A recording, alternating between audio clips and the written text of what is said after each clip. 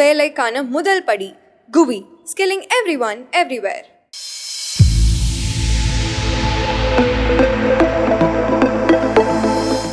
Welcome to IPS podcast show. நாடாளுமன்ற தேர்தல் நடந்து முடிஞ்சு மோடி பதவியேற்றுக்கிட்டு இத்தாலிக்கே பறந்து போயிட்டாரு. இருந்தால் கூட ஆட்சி மாற்றம் ஏற்படுமா? ஏன்னா ரெண்டு கிங் மேக்கர் இருக்காங்க என்டிஏ கூட்டணியில், நிதிஷ்குமாரும் சந்திரபாபு நாயுடும். அவங்க செயல்பாடுகள் எப்படி இருக்கும், காங்கிரஸுடைய வளர்ச்சிங்கிறது எதிர்காலத்தில் எப்படி இருக்கும், பிஜேபி நார்த்தை தொட்டதற்கான காரணம் என்ன போன்ற நிறையா விஷயங்களை அரசியல் விமர்சகர் சுரேஷ்குமார் கூட நம்ம பேசுவோம். சிபி, அரசியல் விமர்சகர்னு சொன்னீங்க, சுரேஷ்க்கு அது மட்டும் முகம் கிடையாது, பல்வேறு முகங்கள் இருக்கு. அடிப்படையாக ஒரு பேங்கர், ஒரு தனியார் வங்கியில் பெரிய பொறுப்பில் இருந்தார். ஒரு கட்டத்தில் அதை விட்டுட்டு சூழலியல் செயற்பாட்டாரா மாதிரி தருமபுரியில் நாகர்கூடங்கிற பகுதியில் பல சூழலியல் முன்னெடுப்புகளை பண்ணியிருக்காரு. அங்கே மட்டும் தமிழ்நாடு முழுக்க பண்ணியிருக்காரு. ஒரு 2 ஆண்டுகளுக்கு முன்பு அரசியலையும் இறங்கி, அரசியல் செயற்பாட்டாளர் அரசியலையும் இறங்கி PV ராஜகோபால், யோகேந்திர யாதவ் அவங்க கூட பயணித்து பல இடங்களுக்கு போய், குறிப்பாக நார்த்தில் பல இடங்களுக்கு போய் அங்கேயும் பல வேலைகளை பார்த்துருக்காரு. வணக்கம்மா. வணக்கம். பேங்க்குங்கிறது நல்ல ஒரு டப்புள்ள ஒரு தொழில் தான். அதெல்லாம் தாண்டி அதெல்லாம் வேணாம், எனக்கு சுற்றுச்சூழல் தான் முக்கியம், அரசியல் தான் முக்கியம். ஆமா சார், அந்த ஆர்வம் எப்படி வந்தது? டப்புள்ள தொழில் தானே, அது பேங்க்குக்கு நிறைய டப்பு இருக்கும், நம்ம கையில் இருக்கிறத விட. கண்டிப்பாக எல்லாருக்கும் ஒரு வேலை தேவைப்படுது. இந்த வேலைக்கு அதனால தான் நம்ம படிக்கிறோம், அதுக்கப்புறம் ஒரு வேலைக்கு போகிறோம். ஒரு கட்டத்துக்கு அப்புறமா நம்ம என்ன மாதிரியான வாழ்க்கை வாழ்கிறோம், எதுக்காக வாழ்கிறோம், நம்மளோட ப்ரையாரிட்டிஸ் என்ன, நம்ம லைஃப்பில் என்ன பண்ண போகிறோம் அப்படிங்கிறது ரொம்ப முக்கியம்னு நினைக்கிறேன் நான். அது ஒரு கட்டத்தில் நம்ம ஒரு 45 வயசு ஆகிடுச்சு, இதுக்கு மேலே நம்ம சமூகத்துக்காக என்ன மாதிரியா பணி செய்ய போகிறோம், சூழலுக்கு என்ன பணி செய்ய போகிறோம்னு நமக்கு தோணும் போது வாழ்கிற ஒரு வாழ்க்கை தான். அதனால் இன்றைக்கி மிஞ்சிருக்க காலத்தில் நம்மளால் முடிஞ்சதை ஏதாவது செஞ்சுட்டு போவோம் அப்படிங்கிறது சிம்பிளாக அவ்வளோதான். ஒன்று வச்சுக்கலாம். இல்லை, ஆரம்பிச்சிருக்க ஃபிலாசபிக்கலாக ஆரம்பிச்சிருக்கீங்க. சரி, சூழலில் இருந்தீங்க, அரசியல் பக்கம் வரத்துக்கு என்ன காரணம், அரசியல் செயல்பாடு இறங்குறதுக்கு என்ன காரணம்? முக்கியமாக நான் 2014 அப்புறமா தான் அரசியல் செயல்பாட்டாராக மாற ஆரம்பிக்கிறேன். அதுக்கான காரணம் என்னென்னா, ஒரு சோஷியல் ஃபேப்ரிக் இருக்குல்ல. இப்போ நீங்கள் இன்னைக்கு நாட்டோட சோஷியல் ஃபேப்ரிக் மொத்தமாக அது ஒரு மாதிரி உடச்சி போட்டாங்க. ஹார்மனிங்கிறது ஒரு நல்லிணக்கம், மனிதர்களுக்கு வர வெறுப்புணர்ச்சி இல்லாமல் அன்பாக இருக்கணும் அப்படிங்கிறது தான் நம்ம எப்பயுமே பேசக்கூடிய விஷயம், குழந்தைங்களுக்கு சொல்லித்தர விஷயம். அது மொத்தமாக களைச்சி போட்டுட்டு ஒரு வெறுப்பை விதைக்கக்கூடிய ஒரு அரசியல் நிறையா இருக்கிறதுனால மட்டும்தான் நான் அரசியலுக்குள்ளார வந்தேன். ஏன்னா நான் ஒரு அரசியல் செயல்பாடுறாக இருக்க வாய்ப்பே இல்லை. வெறுப்புற செய்தியில் கூட தான் வந்திருக்கீங்க, ஆனால் இப்போ ரொம்ப அதிகமாக இருக்குன்னுலாம் சொல்கிறாங்க. இப்போ திருப்பி வேற பக்கம் போகலாம் விஷயம்லாம் இல்லை சொல்கிறாங்கன்னு இல்லை, அதுதான் களத்தில் இருக்க நிலவரமும். நம்ம அது அதுவும் இப்போ நான் இந்த டைம் தமிழ்நாட்டிலே அதை நிறைய இடத்துல பார்க்க ஆரம்பிச்சேன். கொஞ்சம் கொஞ்சமா அது இந்தியா முழுக்க பரவிடுச்சு. நம்ம பக்கம் லேட்டா பரவி இருக்கு, இப்ப நம்ம அதை ஸ்மெல் பண்ண ஆரம்பிக்கிறோம். பட் நார்த்லலாம் அது ரொம்ப அதிகமா ஆல்ரெடி பரவிடுச்சு.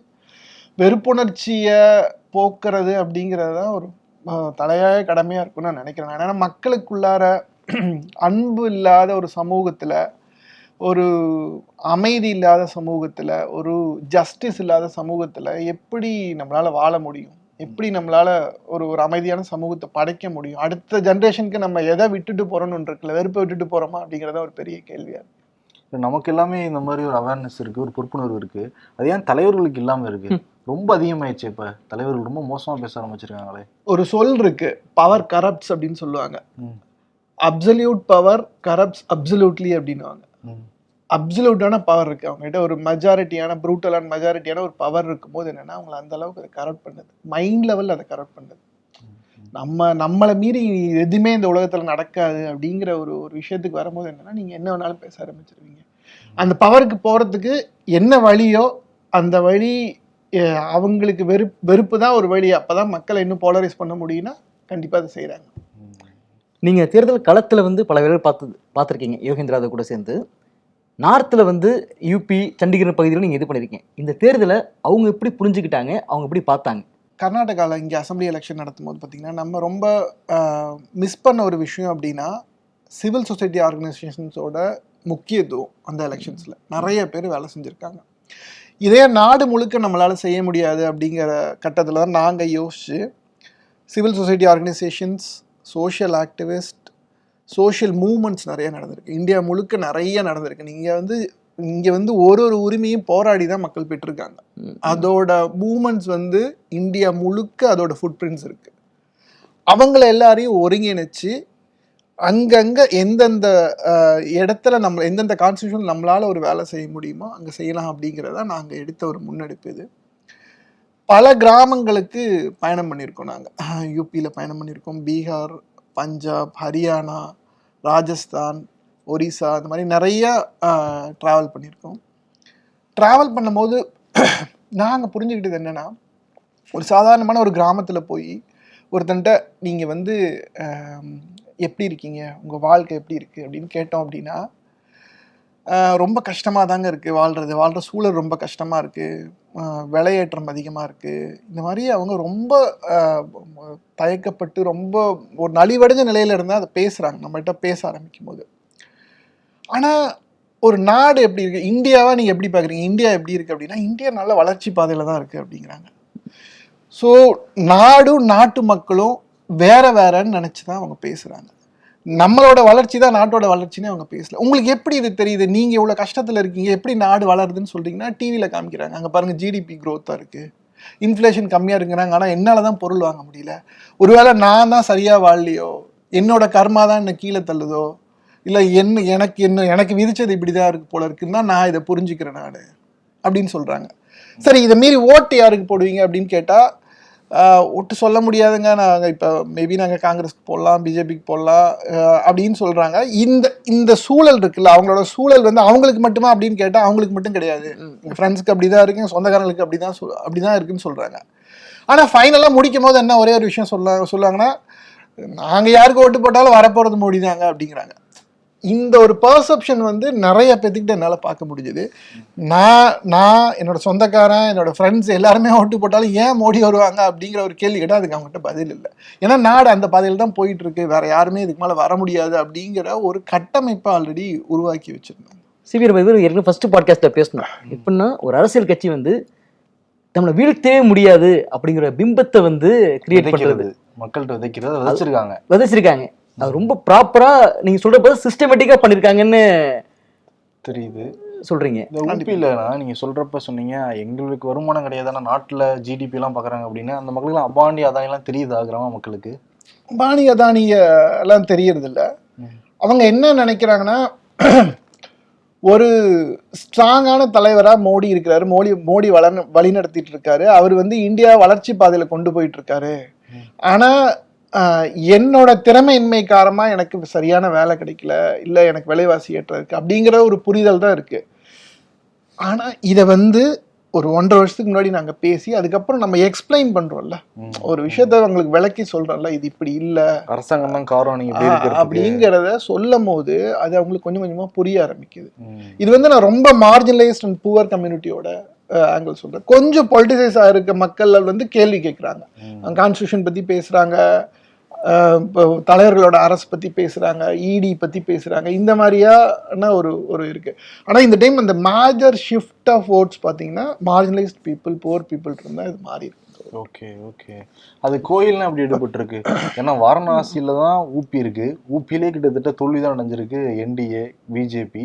ஆனா அது வந்து மத்திய பிரதேசல கை கொடுத்துருக்கு, அது புரிஞ்சுக்கவே முடியல. இல்ல இங்க அடிச்சா இங்க எப்படி கண்ணாடி திருப்பி நாங்க எப்படி ஜீவா ஆட்டோ ஓடுங்கிற மாதிரில இருக்கு. இல்லை, நீங்க அதான் இது ரெண்டா பிரிச்சுக்கலாம். மத்திய பிரதேஷ்ங்கிறது பார்த்தீங்கன்னா ஆல்மோஸ்ட் குவாலியர், போபால் இந்த மாதிரி பகுதியில் நிறைய பயணம் பண்ணேன் நான்.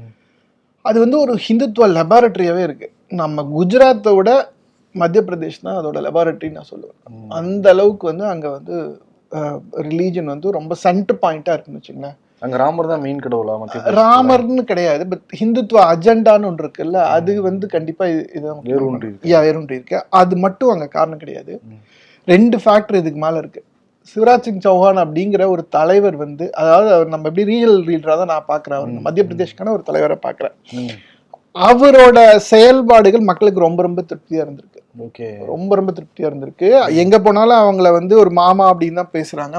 சாதாரண மக்கள் ஒரு ஆட்டோ டிரைவர்கிட்ட பேசினாலும் மாமா அப்படின்னு தான் பேசுறாங்க. சிவராஜ் சிங் மாமா. ஆமா, அப்புறம் மோடியை எப்படி பாக்குறாங்க அப்படின்னா, அதான் அவங்க 2 பேரும் ஒரு சொந்தக்காரங்க, அவங்க 2 பேரும் சேர்ந்தா நம்மளுக்கு நம்மள வந்து நல்லபடியா கொண்டு போயிருவாங்க. ஆனா அவருக்கு முதல் பதவி தரல. அதனாலதான் உங்களுக்கு பாத்தீங்கன்னா இந்த எலெக்ஷன் ஸ்டார்ட் பண்ணும் போதே பாத்தீங்கன்னா அவரை சுத்தமாவே ஒதுக்கி வச்சிருந்தாங்க. அது கண்டிப்பா பெரிய பேக் ஃபயர் ஆகும்னு தெரிஞ்சதுனாலதான் அவர் திருப்பி அவருக்கான ஒரு எம்பி பதவி கொடுத்து அவருக்கு முக்கியமான போர்ட்ஃபோலியோ கொடுப்பாங்க அப்படிங்கிற மாதிரி மக்கள்கிட்ட பேசி அதை சரி பண்ணிட்டாங்க. அவர் வந்து அவருக்கு முதலமைச்சர் பதவி தரலன்னு சொல்லி அவர் ரொம்ப வருத்தத்துல இருந்தாலும் அதை அவர் வெளி காமிச்சிக்கல. மக்கள்கிட்டையும் அது கேம்பெயின்ல எதுவுமே அவர் கொண்டு போகல. அது வந்து அவர் வந்து ரொம்ப பக்குவப்பட்ட ஒரு அரசியல் தலைவராக இருக்கிறாரு. அதனால அவர் பார்த்தீங்கன்னா எப்பயுமே சிரிச்சு முகத்தோடு தான் பேசுவார். எந்த விதமான விஷயத்தையும் நீங்கள் வெளிக்காட்டிக்க மாட்டார். அது மக்களுக்கு பயங்கர, அது வந்து உங்களுக்குலாம் எந்த பிரச்சனையும் இல்லைப்பா, அவங்க நல்லா தான் இருக்காங்க, அவர் பாருங்க அடுத்தது எம்பிஐ ஒரு முக்கியமான ஏதாவது பொறுப்புக்கு போயிடுவாங்க அப்படின்னு மக்கள் நம்ப வச்சிருக்காங்க. நீங்கள் கேட்டதுன்னு நான் கேட்குறேன், லோக்கல் லீடர்ஸ் வளர்றதை வந்து பிஜேபி விரும்பலையா? இப்படிதான் ஒரு கடந்த காங்கிரஸ் இருந்துச்சு, லோக்கல் லீடர்ஸோட வளர்ச்சி அவங்க விரும்பல. அதே பாதையில தான் பிஜேபி பயணிக்குதா? ஏன்னா யூபியில பேசும்போது யோகியோட வளர்ச்சி வந்து அங்கே போயிட்டு வந்து சொன்னது, யோகியோட வளர்ச்சி வந்து இவர் விரும்பல, மோடி விரும்பல அப்படின்னு சொன்னாங்க. நீங்க இங்க சொல்றதும் அப்படிதான் இருக்கு, எம்பிலையும் அப்படிதான் இருக்குன்னு சொல்றீங்க. இதை விரும்பலையா பிஜேபி? பிஜேபி பார்ட்டியா பாத்தீங்கன்னா பிஜேபியை நீங்க 2ஆ சுருக்கிடல.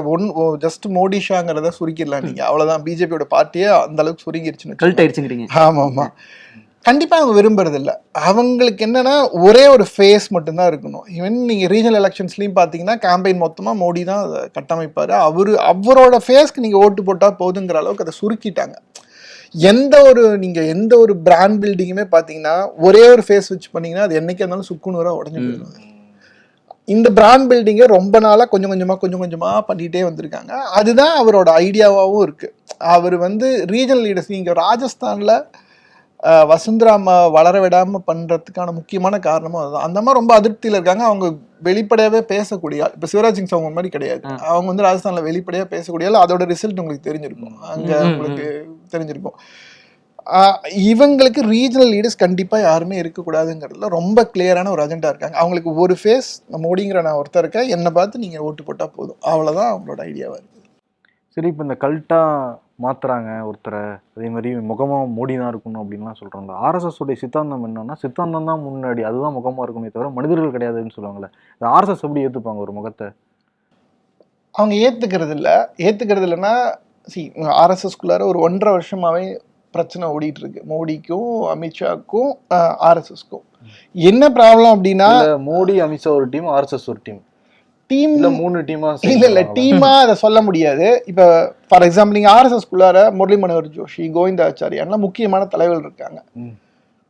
அவங்களுக்கும் மோடி ஷாவோட அட்மினிஸ்ட்ரேஷனுக்கும் ஒத்து போறது இல்லை. இவங்க ஓப்பனாவே அவங்களுக்குள்ள ரிஃப்ட் ஆகி இவங்களுக்கு எதிராகவே நிறைய பேர் வேலை செய்ய ஆரம்பிச்சாங்க. ஏன்னா ஆர்எஸ்எஸ்ங்கிறது 72 ஆர்கனைசேஷன் இருக்கு. அது கீழே 72 ஆர்கனைசேஷனுக்குள்ளாரையும் நிறைய சின்ன தலைவர்கள் இருக்காங்க. இது அப்படியே வெர்டிகலா ஸ்பிளிட் ஆகி பாதி பேர் வந்து இவங்களுக்கு எதிராகவும் பாதி பேர் அவங்களுக்கு ஆதரவாகவும் தான் இருந்தாங்க. இவங்க வெளிப்படையாவே இதை வேலை செய்ய ஆரம்பிச்சாங்க. ஆர்எஸ்எஸ்க்கு நிறைய கொள்கைகள் இருக்கு, எக்கனாமிக் பாலிசிஸ்க்கு சில கொள்கைகள் இருக்கு, அதுக்கு நேர் எதிராக இவங்களோட கவர்மெண்ட் இருக்கு அப்படிங்கறது ஆர்எஸ்எஸோட முக்கியமான குற்றச்சாட்டு. எக்கனாமிக் பாலிசிஸ்ல இருந்து அது ஆரம்பிக்குது. அப்புறம் ஒன்னொன்னா இவங்களுக்கான ரிஃப்ட் வருது உள்ளார. இதெல்லாம் சொன்னாலுமே ஆர்எஸ்எஸ்க்கு பிஜேபி தான் பவர்ல இருக்கணும்னு இருக்கு. ஆனா இவங்களோட ரெஜிம் இல்லாம வேற யாராவது வந்தா பரவாயில்ல, ஃபார் எக்ஸாம்பிள் கட்கரி வந்தா பரவாயில்லன்னு நினைக்கிறாங்க. மோடி அமித்ஷா இல்லாம கட்கரி வந்தா பரவாயில்ல அப்படின்னு நினைக்கிறாங்க.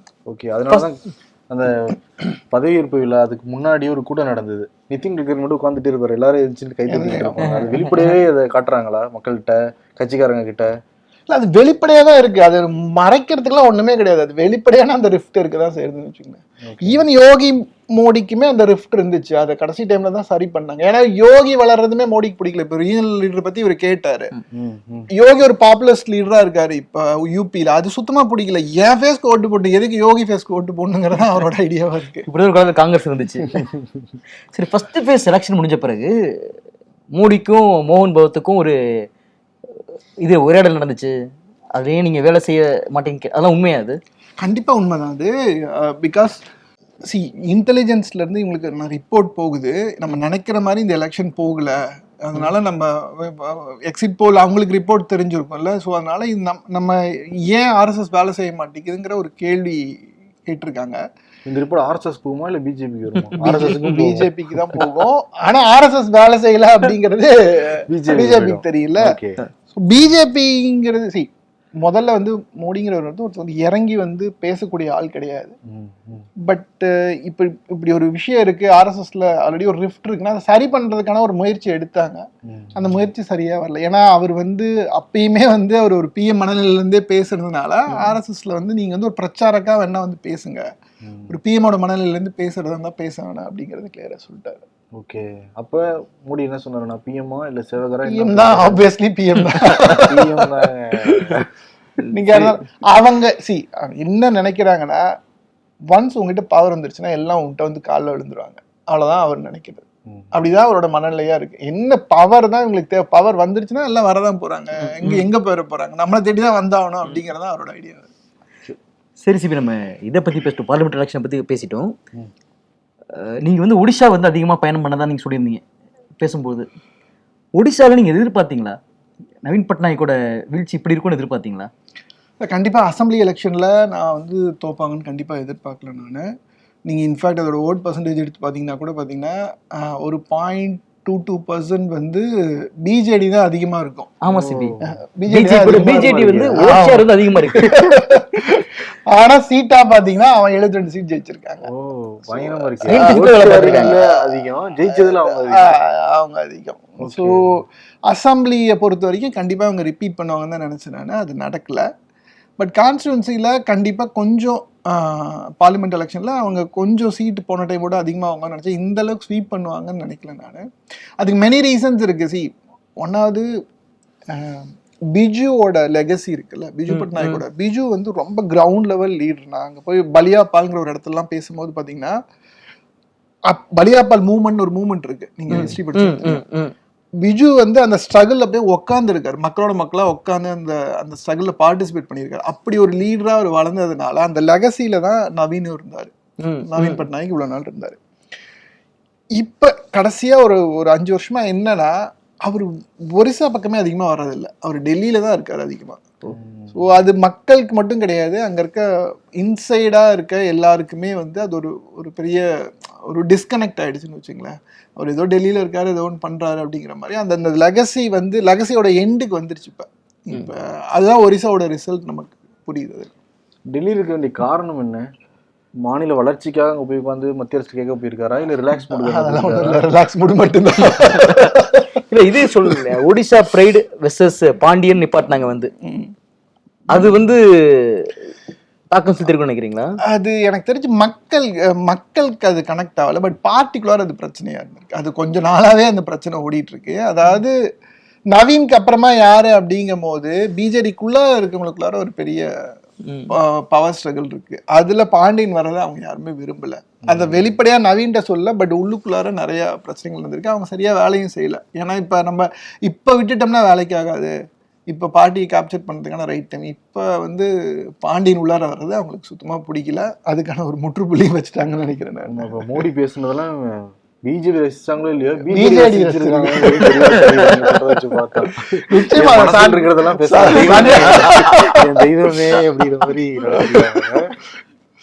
பயங்கரமா சந்தோஷப்பட்டிருக்காங்க அவங்கதான் பிஜேடியில இருந்து. ஓகே, ஏன்னா இக்கட்டான காலகட்டத்தில் எல்லாமே நாடாளுமன்றத்துல சப்போர்ட் பண்ணதுல முக்கியமான ஆட்கள் வந்து ஜெகன்மோகன் ரெட்டியும் பிஜு ஜனதா தளம். கடைசியில 2 பேருமே இந்த சட்டமன்ற தேர்தலில் தோத்தது ஒரு பெரிய. நீங்க இந்த voting அப்புறமா நடக்கிற அந்த ஷிஃப்ட் மட்டும் நீங்க பாருங்களேன், எல்லா ரீஜனல் பிளேயர்ஸும் கொஞ்சம் கொஞ்சமா வேனிஷ் ஆயிட்டே வராங்க. நீங்க பிஎஸ்பி எங்க இருக்காங்க? பிஎஸ்பி வந்து எவ்வளவு பெரிய பார்ட்டியா இருந்துச்சு, இன்னைக்கு அவங்க எங்க இருக்காங்க? நீங்க ரீஜனல் பார்ட்டிஸ் எல்லாருமே கொஞ்சம் கொஞ்சமா அவங்க டிசைட் பண்ணிட்டே வராங்க. அவங்களுக்கு ரீஜனல் பார்ட்டிஸ் இருக்கிறது அவங்களுக்கு பிடிக்கல, அவங்களோட அஜெண்டாவிலே இல்லை. நீங்க ஈவன் இப்ப வழி இல்லாம தான் நம்ம நாயுடுவும் நிதிஷ் கூடயும் இருக்காங்க. இல்லைன்னா அவங்களுக்கு அந்த மாதிரி ஒரு ரீஜனல் பிளேயர்ஸ் இருக்கிறது.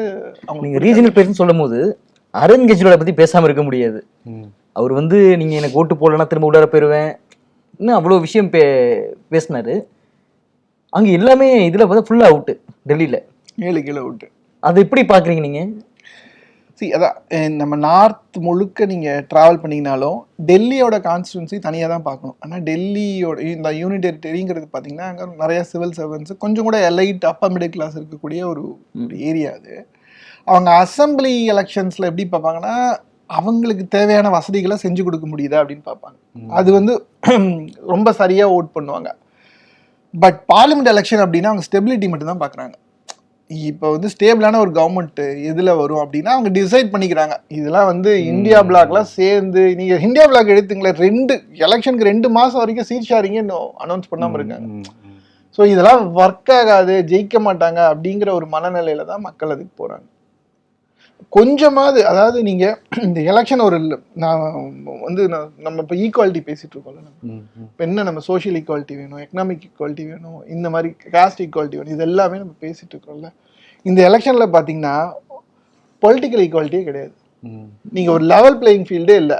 நம்ம சண்டை போகிறதே இருந்தேன்னா என்னுடைய ஆப்போசிட் பார்ட்டிங்களுக்கும் லெவல் பிளேயிங் ஃபீல்டை அவங்களையும் அந்த கேம்குள்ள சேர்த்திங்கப்பா, நீங்கள் பாடி தள்ளி வச்சுட்டு விளையாடிட்டு இருக்கிறீங்களே அப்படிங்கிற கேட்கக்கூடிய ஒரு சூழ்நிலை கொண்டு போய் தள்ளிட்டாங்க.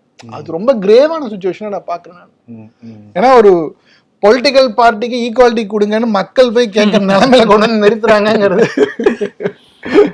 ஒரு நகைமுரண் தான், ரொம்ப நகைமுரண். ஏன்னா பொலிட்டிக்கல் பார்ட்டி தான் நமக்காக பேசணும், மக்களுக்கு ஈக்குவாலிட்டி கொடுங்கன்னு சொல்லி மக்கள் போய் ஏன்பா அவங்களையும் விளையாட்டுல சேர்த்திங்கப்பான்னு கேட்குற மாதிரி. பொலிட்டிக்கல் பார்ட்டி ஈக்குவாலிட்டினா நம்ம காங்கிரஸ் பற்றி பேசாமல் இருக்க முடியாது. காங்கிரஸோட இந்த வீழ்ச்சிக்கும் இப்பொழுது ஒரு மைல்டா எழுந்திருக்கு, பெரிய எழுச்சின்னு சொல்ல முடியாது. இதை நீங்க எப்படி பாக்குறீங்க? முக்கியமா இந்த 2 யாத்ரா முக்கியமான பங்கு இருக்கு அதுல வந்து ராகுல் காந்திக்கும் இந்தியாவை பத்தின ஓரளவுக்கான புரிதல் வருது. லென்த் அண்ட் பிரெத் நடக்கும் போது பாத்தீங்கன்னா அவ்வளவு மக்களை சந்திக்கும் போது அவருக்கான ஒரு புரிதல் வருது. காங்கிரஸ்ல இன்னும் நிறைய வேலை செய்ய வேண்டிய இருக்கு. நீங்க ஆர்கனைசேஷன்லாம் நான் பார்த்தேன்னா இன்னுமே அவங்களுக்குள்ளார உட்கட்சி பூசல் நிறைய இருக்கு. அதை இன்னும் கண்டிப்பா ரீஸ்ட்ரக்சரே பண்ணணும். ஆமா ஆமா, அந்த ஆர்கனைசேஷன் ஸ்ட்ரக்சர் இருக்குல்ல, அதை கண்டிப்பா ஒரு ரீஸ்ட்ரக்சர் பண்ணா மட்டும்தான் பார்ட்டி இன்னும் பெருசா வளர முடியும். இப்ப இருக்க இந்த ஒரு புஷ் இருக்குல்ல, இப்போ ஒரு நீங்க லாஸ்ட் டைமோட ஸ்ட்ரைக் ரேட் பாத்தீங்கன்னா ஆல்மோஸ்ட் எங்கெல்லாம் direct fight between BJP and Congress பாத்தீங்கன்னா அது 95% ஜெயிச்சிருக்கும். இந்த டைம் அது ஒரு 60% ஆயிருக்கு. இந்த இப்ப 100 சீட் ஜெயிச்சிருக்காங்கன்னா காங்கிரஸ், இது 125 130 ஆயிருந்தா கண்டிப்பா கவர்மெண்டே மாறி இருக்கும். ஏன் இவ்வளவு நாள் ஆண்ட கட்சியால ஒரு 100 சீட் பிடிக்கிறது இவ்வளவு கஷ்டமா இருக்கு அப்படிங்கிறத யோசிச்சாவே போதும். வேற ஒண்ணுமே கிடையாது. வெறும் ஒரு 100 சீட் பிடிக்கிறதுக்கு இவ்வளவு ஸ்ட்ரகிள் பண்ண வேண்டி இருக்குன்னா நம்ம அந்த மாதிரிதான் கட்டமைப்பு வச்சிருக்காங்க. பார்ட்டியோட கட்டமைப்பு இப்படிதான் இருக்கு. அதை ரீஸ்ட்ரக்சர் பண்ணி ரீவாம்ப் பண்ணி ஒரு ரைட் பாத்துல இப்ப இந்த நம்ம 100 சீட் ஜெயிச்சிட்டோம் அப்படின்னு ஒரு மமதையில் இல்லாம இவங்க ஒரு ப்ராப்பரான ஆப்போசிட் பார்ட்டியா பார்லிமெண்ட்ல வேலை செஞ்சு பார்ட்டியோட கட்டமைப்பை ரீஸ்ட்ரக்சர் பண்ணா மட்டும்தான் இந்த மொமெண்டத்தை பிடிச்சி மேலே போக முடியுமே ஒழிய இப்போ அப்பா நம்ம 100 ஜெயிச்சிட்டோன்னு உட்காந்தாங்கன்னா வேலைக்கு ஆகுது, காலியாயிடுது. ஆக்சுவலி காங்கிரஸ் ஆரம்பிச்சு ஒரு 100 ஆண்டுகளுக்கு மேலே இருக்கும் அந்த கட்சி இருந்து தொடங்கி. இப்போ 100 ஆண்டுகள் கொண்ட கட்சியில் அவ்வளோ கோஷ்டி முதல் இருக்க தானே செய்யும். ஏன்னா 89 தான் பிஜேபி ஆரம்பிக்கிறாங்கிற பட்சத்தில் கபில் சிபல் ஒரு மாதிரி பேசுவார், பாச்சி தான் ஒரு மாதிரி பேசுவாங்க, கார்கே ஒரு மாதிரி பேசுவார். அப்படிதான் இருக்கும் அந்த பார்ட்டி. 100 வருஷம் வந்தாங்கன்னா அங்கங்கே பழந்துன்னு கொட்டை போட்டாங்க, பெருந்தலைங்கள்லாம் இருக்க தானே செய்வாங்க. அது இல்லாமல் காங்கிரஸ் ஒரு ஜனநாயக பார்ட்டி. இப்போ கூட பாருங்க, இங்க தமிழ்நாட்டுல கூட காமராஜர் அரங்கத்துல EVKS ஒன்று பேசுறாரு, செல்வப்பிரந்தைகள் பேசுறாரு. ஒரு டெமோக்ராட்டிக் பார்ட்டியா இருக்கப்போ இதெல்லாம் பிரச்சனை வரத்தானே செய்யும். ரீஸ்ட்ரக்சர் பண்ணக்கூடிய வாய்ப்பு இருக்குமா? அதுல ரீஸ்ட்ரக்சர் பண்ணா நிறைய பேர் கோவம் வரக்கூடிய வாய்ப்பு இருக்குல்ல? கோவம் வரட்டும். நீங்க நான் வந்து ஜனநாயகமா அவங்கவுங்க பேசுறதுல எனக்கு எந்த பிரச்சனையுமே கிடையாது. அது டெமோக்ராட்டிக்கா தான் இருக்கணும். பொலிட்டிக்கல் பார்ட்டினா அப்படிதான் இருக்கணும். எனக்கு அதுல எந்த பிரச்சனையும் கிடையாது. நீங்க வந்து பிஜேபி மாதிரி மேல ஒண்ணு சொன்னா கீழே கடைசி வரைக்கும் ஒரு ஆளே சொல்லணும்லாம் நான் சொல்ல. நான் ரீஸ்ட்ரக்சருங்கிறத என்ன சொல்கிறேன் அப்படின்னா, இப்போ ஒரு ஆர்கனைசேஷனாக இப்போ ஒரு தமிழ்நாடுக்குன்னா எப்படி ஒரு காங்கிரஸ் கமிட்டின்னு ஒன்று இருக்குது, அது கீழே கட்டமைப்பு இருக்குல்ல, இந்த கட்டமைப்பில் வந்து நீங்கள் வந்து ஒரு ஒரு ஒரு ஹச்ஆர் ஒர்க் மாதிரி பண்ணணும். எவன் வேலை செய்கிறான், எவன் வேலை செய்யலை, வேலை செய்யாதவனை தூக்கி வெளியில் போடுறது, வேலை செய்கிறவனை உள்ளார கொண்டு வர்றது, இப்படி தான் நான் சொல்கிறேனே ஒழிய இவங்களுக்குள்ளார இருக்க முரண்பட்ட கருத்துகளோ இல்லை கருத்து மோதல் இருக்கிறதையோ நான் சொல்லவே கிடையாது. அது என்னால் புரிஞ்சுக்க முடியுது. பட் நீங்கள் ஒரு பீகார்லேயோ இல்லை குஜராத்லேயோ இல்லை நிறைய இடத்துல பூத் ஏஜென்ட்ஸே இல்லை. அங்கெல்லாம் நாங்கள் பூத் ஏஜென்ட்டை மீட் பண்ணாலும் அங்கே பூத் ஏஜென்ட்டே இல்லைங்கிறாங்க. எப்படி நீங்கள் அங்கே இருக்க டிஸ்ட்ரிக்ட் செக்ரட்டரி என்ன பண்ணுறான்னு ஒரு பெரிய கேள்வி இருக்குல்ல, அதெல்லாம் கொஸ்டின் ஆக்கணும்ல. அதெல்லாம் நீங்கள் எங்கெல்லாம் டைரக்ட் ஃபைட் இருக்கோ அங்கேயாவது அட்லீஸ்ட் நீங்கள் ஸ்ட்ராங்காக இருக்கணும்ல. உங்களோட கட்டமைப்பு அங்கே இல்லை. அது முக்கியமான விஷயம் என்னன்னா அது நம்ம கடைசியா பேசலாம், பொதுவா எல்லாரும் அதான் அது கடைசியா பேசலாம். எக்ஸிட் போல்ல வந்து நீ எப்படி பாக்குறீங்க? இது வரைக்கும் வந்து 2004ல வந்து எக்ஸிட் போல் வந்து ஒரு மாறி இருக்கு. ஆனா இப்படிலாம் மாறல. 400 வரும்னு சொல்லிட்டு இந்த நம்பர்ஸ் வரது இருக்குல்ல, பிலோ 300 வருது, அப்படிலாம் மாறல. அப்போ மாற 30-40 சீட்டு மாறிடுச்சு. இவங்க இப்போ டேரிங்கா 400க்கு மேல வரும், 395 வந்துடும் சொல்லிட்டு அப்புறம் இதுல டிபேட்ல வந்து அழுகுறது. இது நீங்க எப்படி பாத்தீங்க? இப்படி புரிஞ்சுக்கிறது இதை? ஃபர்ஸ்ட் திங் என்னன்னா, நாங்கள் ஒரு 1.5 வருஷமா இந்தியா முழுக்க பயணம் பண்ணியிருக்கோம். எங்களுக்கு ஒரு புரிதல் இருக்கு, மக்களை சந்திச்சிருக்கோம். எங்களுக்கு நான் கடைசி வரைக்கும் எனக்கு என்ன ஸ்லைட் எட்ஜு என்டிஏக்கு தான் இருக்கு, அவங்க தான் கவர்மெண்ட் ஃபார்ம் பண்ணுவாங்கிறது நான் உறுதியா இருந்தேன். நான் நம்மள்கிட்டே அதை ஷேர் பண்ணியிருந்தேன். அதான் 290-295 பக்கமா வருவாங்க அப்படின்னு சொல்லியிருந்தேன். இது 2 நாளைக்கு முன்னாடி எக்ஸிட் போல்ல இப்படி வரும்போது எனக்குமே பயங்கர ஷாக். என்ன ஷாக்னா, நம்ம இவ்வளவு 1.5 வருஷமா போனதெல்லாம் பொய்யா கோபால் அப்படிங்கிற மாதிரிதான் எனக்கு தோண இருந்துச்சு. ஏன்னா எக்ஸிட் போலுங்கிறது எந்த விதமான பெர்முடேஷன் காம்பினேஷனும் கிடையாது. ஒருத்தன் ஓட்டு போட்டு வரான், அவங்ககிட்ட நீங்க ஃபீட்பேக் வாங்கி நீங்க ஒரு ரிசல்ட் கொடுக்குறீங்க, ஒப்பீனியன் கொடுக்கும்போது அதுல எந்த மிஸ்மேட்ச் வர்றதுக்கு சான்ஸே இல்லை. சரி, நாங்க அது முடிச்சுட்டு நாங்க எங்க டீமுக்குள்ள பேசும்போது என்ன சொன்னாங்கன்னா, அவனுக்கு என்னமோ சொல்லிட்டு போறாங்க, let's wait for the result அப்படிங்கிற ஒரு முடிவுக்கு நாங்க வந்துட்டோம். ரிசல்ட் வந்தோடனே ஓரளவுக்கு நாங்க என்ன கணிச்சோமோ அந்த ரேஞ்சில் தான் வந்து நின்னுது.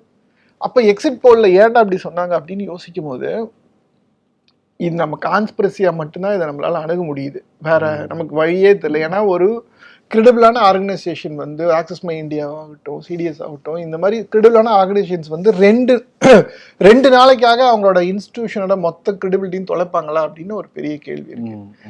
ஆனா நம்ம இந்த ஸ்டாக் மார்க்கெட் மண்டே ஏறினதும் அதுக்கப்புறம் இறங்கினதும் பார்க்கும் போது கான்ஸ்பிரசியா என்ன சொல்றாங்கன்னா, எஃப்ஐஎஸ்எஸ்க்காக மட்டும்தான் அவங்க வேலை செஞ்சிருக்காங்க அப்படிங்கிறதான் சொல்றாங்க.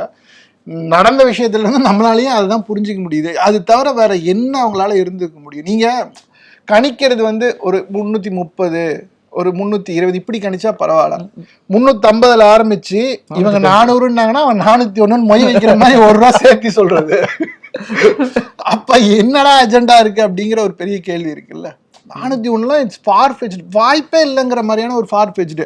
அவன் அந்த நம்பரை கொண்டு போய் நிறுத்திட்டு 400ன்னு சொன்ன ஒரு வேலை நம்ம ஏதாவது சொல்லிடுவாங்க, 401ன்னு சொல்றது இல்ல. சிபி ஒரு காரணம் வேற சொன்னாங்க எக்ஸிட் போன டிபேட்ல. அந்த காரணம் என்னன்னா, எக்ஸிட் போல் தான் எடுத்திருக்காங்க, இல்ல அவங்க கேஷ் கன்சல்டேட்டே ஓட்டு போட்டிருக்காங்கன்னாங்க. ஈவன் அந்த பிரதீப் குப்தா ஆக்சஸ் மை இந்தியாவோட போல் இருக்குல்ல, இந்தியா டுடேல, அந்த முடிஞ்ச உடனே அவர் அழுந்துருவாரு. அதுக்கப்புறமா பேசும்போது என்னன்னா, அவரு என்ன சொல்லுவாருன்னா, தலித்ஸ் வந்து மாத்தி ஓட்டு போட்டாங்க அப்படின்னு சொல்லுவாரு. இது வந்து நீ ப்ரீ போல் சரியில பேசினீங்கன்னா பரவாயில்ல, எக்ஸிட் போல எங்க தலித் மாத்தி ஓட்டு போனாங்கன்னா நீ யார்கிட்ட கேட்டு வந்து நீ இந்த எக்ஸிட் போல விட்டு அப்படின்னு ஒன்று இருக்குல்ல. ஒரு பெரிய கேள்விதான் இருக்கு. அப்ப அது ஸ்கேம் நடந்தது உண்மைதானே? அந்த எக்ஸிட் போல வச்சு ராகுல் காந்தி குற்றம் சாட்டுற மாதிரி ஸ்கேம் நடந்திருக்கா என்னன்னு நமக்கு தெரியலங்க. அது கண்டிப்பா இன்வெஸ்டிகேட் பண்ணா, இந்த மாதிரி பல இன்வெஸ்டிகேஷன் பெண்டிங்ல இருக்கு. அப்ப இதுக்கு ஒரு கமிட்டி போட்டு அது பாட்டுக்கு அப்படியே கடப்புல போட்டுருவாங்கன்னு வச்சுக்கலாம். ஏன்னா அதோட நடந்திருக்க விஷயத்த நீங்க டீகோட் பண்ணி பாத்தீங்கன்னா அது அப்படிதான் நடந்திருக்க மாதிரி தெரியுது. நமக்கு எப்படி இதோட எப்ப நமக்கு கிளாரிட்டி ஆகும்னா, Axis My India exit poll எடுத்திருக்காங்கல்ல, அதோட பேப்பர்ஸ் இருக்குல்ல, அதை எடுத்து பொது வழியில் வைங்க, நமக்கு தெரிஞ்சிருக்கும். இது கூட என்ன சொல்லுவாங்கன்னா, டெமோகிராஃபி சொல்லுவாங்க, யார்கிட்ட எடுத்தோம், எவ்வளவு சாம்பிளிங் எடுத்தோம், எல்லாமே சொல்லுவாங்க. இந்த எக்ஸிட் போல்ல எதுவுமே கிடையாது. அந்த பேப்பர்ஸ் எடுத்து பொது வழியில் வச்சா தெரிஞ்சிருது இல்ல நமக்கு. எடுத்தோம் தப்பாயிருச்சுன்னா ஓகே, விஷயம் பண்ணிருக்கோம், ஆனஸ்டா பண்ணிருக்கேன், அது தப்பாயிருச்சுன்னா அக்செப்டபிள். எல்லாமே எல்லாத்தையும் சரியாலாம் இருக்கும் சொல்ல முடியாது. அதான் அழுதுட்டாரில் விட்டுருங்க பிரதர்.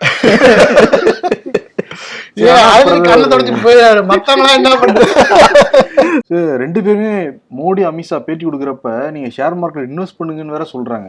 அது அவங்களுடைய வேலையே கிடையாது. அமித்ஷாவும் சொல்றாரு சரியான டைம்ங்கிறாரு, நீங்க இதுல ஷேர் மார்க்கெட் சரியான டைம் அப்படிங்கிறாரு. இல்ல, நான் இப்ப இது கான்ஸ்பிரசியா ஏன் பாக்குறோம் அப்படின்னா இதெல்லாம் சேர்த்துதான். அவர் இன்டர்வியூ கொடுக்கறதே பெரிய விஷயம்.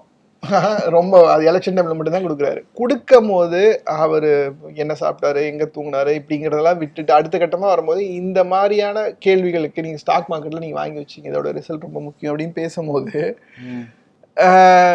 அமித்ஷாவும் அந்த லைன் எடுக்கும்போது, மோடிஜியும் அந்த லைன் எடுக்கும்போது கண்டிப்பா நமக்கு என்ன தோணும் அப்படின்னா, இந்த எக்ஸிட் போலோட முடிவுகளும் அந்த லைன்லயே ஃபால் ஆகும் போது இது கண்டிப்பா இதை நோக்கிய ஒரு விஷயமா தான் இருக்கு அப்படிங்கிறது கிளியரா தெரியுது.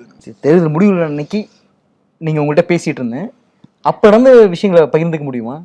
சந்திரபாபு நாயுடு பேசினது, நிதிஷ்க்கு ஒரு ஆஸ்பிரேஷன் இருந்தது. அது நம்பர்ஸ் வர வர என்ன ஆகுனா ரொம்ப க்ளோஸ் கண்டஸ்டாக இருக்குன்னு தெரியுது. ஸோ இது பெர்மிட்டேஷன் காம்பினேஷன் பார்க்கும்போது நம்ம கூட தொடர்பில் இருக்க லீடர்ஸ் இருக்காங்கல்ல, இப்போ அவங்க கிட்ட நம்மளால ஷேர் பண்ணிக்க முடியுது. இந்த பாசிபிலிட்டிஸ் இருக்கு, இந்த நம்பர்ஸ் இருக்கு, நீங்க இவங்க கிட்ட பேசலாம், ஜேடியூல பேசலாம், இல்லை நீங்க நாயுடுகிட்ட பேசலாம். ஸோ தட் கவர்மெண்ட் ஃபார்மேஷன்ல ஏதாவது சேஞ்சஸ் வர வாய்ப்பு இருக்கு அப்படிங்கிறது சொல்றோம். அப்படிங்கிறது தான் நம்மளோட ஷேரிங் வச்சிங்கன்னா ரொம்ப க்ளோஸான ஒரு ஃபைட்டா போயிட்டு இருந்துச்சு அப்படிங்கிறதுனால. பட் அது வந்து ரொம்ப என்னன்னா ரொம்ப ப்ரீமெச்சூர்டாக இருக்குது. மேபி இன்னும் கொஞ்ச நாள் இந்த கவர்மெண்ட் போகட்டும், இந்த கவர்மெண்ட் ஃபார்மேஷன்லாம் நடந்ததுக்கு அப்புறமா எப்படி ரன் ஆகுதுன்னு பார்த்துட்டு அதுக்கப்புறமா இதில் ஏதாவது சேஞ்சஸ் வரதுக்கான வாய்ப்பு இருக்கு. கண்டிப்பாக வாய்ப்பு இருக்குண்ணா, வாய்ப்பு இல்லைன்னு சொல்லவே முடியாது. பட் இனிஷியலாக ஒரு 1 இயருக்கு இது எந்த அளவுக்கு அவங்களால டோன் டவுன் பண்ணி இந்த கவர்மெண்ட்டை ரன் பண்ண முடியுங்கிறத ட்ரை பண்ணுவாங்க. அது முடியாத பட்சத்தில் தான் ரிஃப்ட் ஆரம்பிக்கும். அது 1 இயர் வரைக்கும் I don't think so any changes will be there. அவங்க இப்போ ஸ்பெஷல் ஸ்டேட்டஸ் கேட்க ஆரம்பிப்பாங்க. ரெண்டு பேருமே கண்டிப்பாக கேட்பாங்க. அதனால உறுதியாக சொல்ல முடியும். பீகார்லையும் கேட்பாங்க, ஆந்திராலையும் கேட்பாங்க. ரெண்டுக்குமே கொடுக்குறாங்களா, கொடுக்கலையா, எவ்வளோ கொடுக்குறாங்க, இதெல்லாம் பொறுத்து தான் அடுத்த பெர்மிட்டேஷன்ஸ் மாற ஆரம்பிக்கும். அங்கே வந்து சொன்னது அக்னிவீர், அப்புறம் நீட்டு, சில இதெல்லாம் ரோல் பேக் பண்ணுறதுக்கு வாய்ப்பு இருக்குங்கிறது. நீட் ஒரு பிரச்சனையாக நான் பார்க்கல நார்த்தில். அது இப்போதான் இந்த ரிசல்ட்க்கு அப்புறம் தான் வந்திருக்கு. பட் ப்ரீ எலெக்ஷனில் அது ஒரு பெரிய பிரச்சனையாக பார்க்கல. அக்னிவீர் கண்டிப்பாக ஒரு பெரிய பிரச்சனை தான். அங்கே வந்து மக்கள் வந்து அது ரொம்ப ஒரு பெரிய இஷ்யூவாக தான் பார்த்தாங்க. ஆர்மி ப்ரைட் பற்றி நிறைய பேசக்கூடியவங்க பிஜேபியில் இப்படி பேசிட்டு நம்மளை ஏன்னா ஒரு கான்ட்ராக்ட் லேபர்ஸ் மாதிரி நடத்துகிறாங்க அப்படிங்கிறது ஆர்மியில் ரொம்ப ஒரு பெரிய விஷயமா இருந்துச்சு. ஃபார்ம் மூவ்மெண்ட் ஒரு ஈஸ்டர்ன் ராஜஸ்தானில், ஹரியானாலாம் ஃபார்ம் மூவ்மெண்ட்ஸ் ஒரு பெரிய எழுச்சியை கொடுத்துச்சு அங்கே. இதெல்லாம் ரொம்ப முக்கியமான முன்னெடுப்புகளாக இருந்துச்சு. Punjab, Haryana, Rajasthan and some parts of western யூபிலாம் வந்து ஃபார்ம் மூவ்மெண்ட்ஸ் வந்து ஃபார்மர் ப்ரொட்டஸ்ட் நடந்துச்சு இல்லை, அதோட மூவ்மெண்ட்ஸ் வந்து பெரிய தாக்கத்தை ஏற்படுத்திருக்கு. ஓகே, இப்போ நீங்கள் சொன்னீங்களே 1 வருஷம் கழிச்சு தான் என்னங்கிறது தெரியும் அப்படின்னு. இப்போ 2 பேருமே சுசுல் ஸ்டேட்டஸ் வந்து கொடுத்து ஆல்ரெடி அமைச்சர்கள் வேறு நிறைய பேர் இருக்காங்க. அந்த சுகம்லாம் கண்டுட்டாங்கன்னு வச்சுக்கோங்களேன், அது தொடர்ந்து இருக்க தானே இருக்க வைக்கும். அவங்களுக்கு ஒரு சுகம் கண்டுட்டாங்கன்னா அமைச்சராக இருந்து அவரோட என்ன சொன்னாலும் மூடி கேட்குறாருங்கிற மாதிரிலாம் வந்துருச்சுன்னா வாய்ப்பு இருக்குமா அதுக்கு பிறகு? கண்டிப்பாக இருக்கும்ல. எப்படி இருக்கும் அப்படின்னா அந்த பவரை நீங்கள் என்ஹான்ஸ் பண்ணி கொடுத்தீங்கன்னா இருக்கும்ல. இப்போ இருக்க உங்களுக்கு ஒரு பவர் இருக்கு, இந்த பவரோட நான் இந்த 2 படி மேலே உனக்கு வேற ஒரு பவர் கொடுக்குறேன் அப்படின்னா இந்தியா கூட்டணி தருவாங்கன்னு சொல்கிறீங்களா? அதுக்கு வாய்ப்பு இருக்கு? அதுக்கு வாய்ப்பு இருக்கானா அதான் சொல்லணும் இல்லையா. இந்த ஃபார்மேஷன் எப்படி போகுது அப்படின்னு இது வந்து நம்பர் கேம் தானே உங்களுக்கு. இந்த சைடு இவங்களுக்கு என்ன 233 இருக்கு, 40 சீட் தேவைப்படுது. 40 சீட்ல இவங்களுக்கு ஒரு 18 + 12 வந்துருது, 30 சீட். இன்னும் 10 சீட் அவங்களால எப்படி கொண்டு வர முடியும்னு பார்ப்பாங்க. எங்களை அந்த ஆட்டத்துல சேர்த்துக்காதீங்க, நீங்க அந்த 10 சீட் ரெடி பண்ணிட்டு சொல்லுங்க, அதுக்கப்புறம் எங்களுக்கு என்ன கொடுப்பீங்கன்னு சொல்லுங்க, அதுக்கப்புறம் பார்க்கலாம். இவ்வளவுதான் இருக்கக்கூடிய விஷயம். அது ஸ்லோ அண்ட் ஸ்டடியா தான் நடக்கும். அது நம்ம எடுத்தவங்க பண்ண முடியாது. இது எல்லாமே வந்து ப்ரொவைடட் இவங்க எப்படி இவங்களால வந்து இவங்களுக்கு சில அஜெண்டா இருக்குல்ல. இப்போ யூனிஃபார்ம் சிவில் கோட் இருக்கு, இவங்க போல் ப்ராமிஸ் பண்ணியிருக்காங்க. இதை கொண்டு வரும்போது இவங்க ஒத்துழைப்பு இருக்குமா என்னன்னு தெரியல. கொண்டு வருவோம் நேற்று கூட சொல்லியிருக்காரு சட்டத்துறை அமைச்சர் சொல்லியிருக்காரு. அதான் சட்டத்துறை அமைச்சர் சொல்லியிருக்காருல்ல. அது ஏன் சொல்லுவாங்க அப்படின்னா, இப்போ ஏன் சொல்லுவாங்க அப்படின்னா நாங்கள் வீக் கவர்மெண்ட் இல்லைங்கிறத கொஸ்டின் பண்ணிக்கிறதுக்காக சொல்லுவாங்க. ஓகேவா? ஆனால் பட் பார்லிமெண்ட்ல டேபிள் பண்ணும்போது தான் அதோட பிரச்சனைகள் ஆரம்பிக்கும். ஜேடி என்ன ஸ்டாண்ட் சொல்றான், இல்லை நீங்க இப்போதைக்கு கொண்டு வராதிங்க அப்படின்னு சொல்றானா, நாயுடு என்ன சொல்றான் அப்படி. இதெல்லாம் வந்து இந்த இவங்களோட மெயின் அஜெண்டாஸ் இருக்குல்ல. இப்போ சிஏ என்ஆர்சி கண்டிப்பா வரவே வராது. நான் இப்பயே சொல்றேன், அதுக்கு இவங்க 2 பேரும் ஒத்துக்க மாட்டாங்க. Okay okay. 1 நேஷன் 1 எலெக்ஷன் கண்டிப்பா ஒத்துக்க மாட்டாங்க. இப்பதான் நாயுடு வந்திருக்காரு, இன்னும் ஸோ இதெல்லாமே அவங்க பின்னாடி வச்சிருவாங்க. இதெல்லாம் இவங்களால செயல்படுத்தவே முடியாதுன்னு வச்சுக்கோங்க. இவங்களோட இந்த செயல்பாடுகள்லாம் அஜெண்டா ப்ரையாரிட்டைஸ் பண்ணி முன்னாடி கொண்டு வந்தாங்கன்னா கண்டிப்பா ஒரு பெரிய சண்டை வரும். சரி, பார்லிமெண்ட் நடக்கிற வரைக்கும் நம்ம எதிர்பார்க்கணும். இந்த சண்டைக்காக நம்ம பார்லிமெண்ட் முதல் கூட்டத்தொடர்லயே நீங்க எதிர்பார்க்க கூடாது. நான் சொல்லல, முதல்ல இவங்க 2 பேரும் ரொம்ப சீசன் பொலிட்டீஷியன்ஸ். சும்மா சின்ன பசங்க கிடையாது, இவங்க மோடியோட சீனியர்ஸ். ஸோ இவங்க என்ன பண்ணுவாங்கன்னா முதல்ல இவங்களுக்கு தேவையானதெல்லாம் முதல்ல பூர்த்தி பண்ணிக்குவாங்க, அதுக்கப்புறம் தான் இந்த கேமுக்குள்ளார வருவாங்க. அது இவங்க ரொம்ப சைலண்டா தான் இருப்பாங்க, சந்தேகமே வேணாம். சரி சிபி, இந்தியா பேசியாச்சு, ஒரிசா பேசியாச்சு, கடைசி தமிழ்நாடோட வந்து முடிச்சுக்கோமா? ஆமா நிச்சயமா. தமிழ்நாட்டுல பிஜேபி வளர்ந்துருக்கா அண்ணாமலை சொல்ற மாதிரி? 18%ங்கிறாங்க.